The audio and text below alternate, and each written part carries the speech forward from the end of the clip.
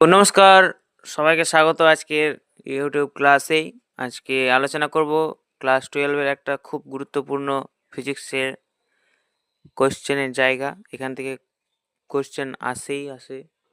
এটা না জানলে পরে কম্পারেটিভ পরীক্ষাগুলো দিতে খুবই অসুবিধা হবে। তো আজকের জায়গাটা দেখা যাক। আজকের জায়গাটা হচ্ছে কিরচফ ল। এখানে দুটো ল আছে, first law, second law. First লকে বলা হয় ল অফ জাংশন আর সেকেন্ড লকে বলা হয় ল অফ ক্লোজ লুপ। তো ল অফ জাংশন আলোচনা করা যাক। ল অফ জাংশন মানে হচ্ছে জাংশন পয়েন্ট, সংযোগ বিন্দু। তাহলে যে সংযোগ বিন্দুতে কি হয়, এদিকে একটা কারেন্ট আসে, একদিকে কারেন্ট ঢোকে আর অন্যদিকে বেরিয়ে যায়। তাহলে লটা কি বলছে তড়িৎ বর্তনীর যে কোনো সংযোগ বিন্দুতে তড়িৎ প্রবাহের বীজগাণিতিক সমষ্টি শূন্য হয়। তাহলে বীজগাণিতিক সমষ্টি বলছে, তার মানে হচ্ছে ডাইরেকশনটা মেনশন করতে হবে। মানে কারেন্ট ঢুকছে মানে প্লাস ধরবো, আর কারেন্ট বেরোচ্ছে মানে মাইনাস ধরবো। বীজগাণিতিক সমষ্টি শূন্য হবে।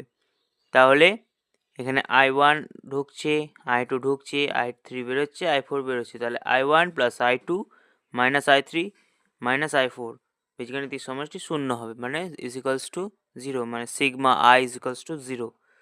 ব্যাখ্যা যেমন এখানে কার্চফের প্রথম সূত্রটা কোন সংরক্ষণ সূত্রকে নির্দেশ করে, এখানে এটা প্রমাণের জন্য প্রমাণ করতে হবে। এখানে মাইনাসগুলোকে 0 এর পাশে নিয়ে গেলাম, তাহলে i1 প্লাস i2 সমান i3 প্লাস i4 হয়ে গেল। তাহলে এবারে এগুলোকে সবাইকে টি দিয়ে গুণ, i1t plus i2t plus i3t plus i4t।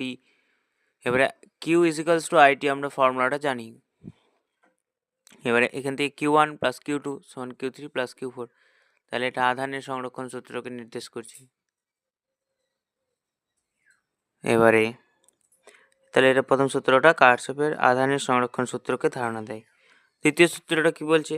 দ্বিতীয় সূত্রটা বলছে তড়িৎ বর্তনীর যে কোনো বদ্ধ লুপে রোধগুলির সাপেক্ষে বিভব প্রভেদের বীজগাণিতিক সমষ্টি ওই লুপের কোষগুলির তড়িৎচালক বলের বীজগাণিতিক সমষ্টির সমান হয়।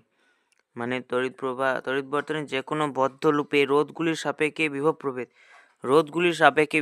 মানে বিভব প্রভেদকে রোধের সাপেক্ষে কিভাবে প্রকাশ করা হয়, V equals to I R, Ohm's law আমরা জানি।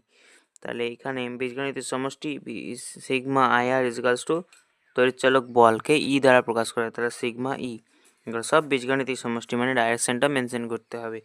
তাহলে এখান থেকে তাহলে আমরা যদি মনে করি সিগমা ই মানে উৎপন্ন শক্তি আর সিগমা আই আর মানে ব্যয়িত শক্তি, তাহলে কার্চফের দ্বিতীয় সূত্রে শক্তির সংরক্ষণ সূত্রের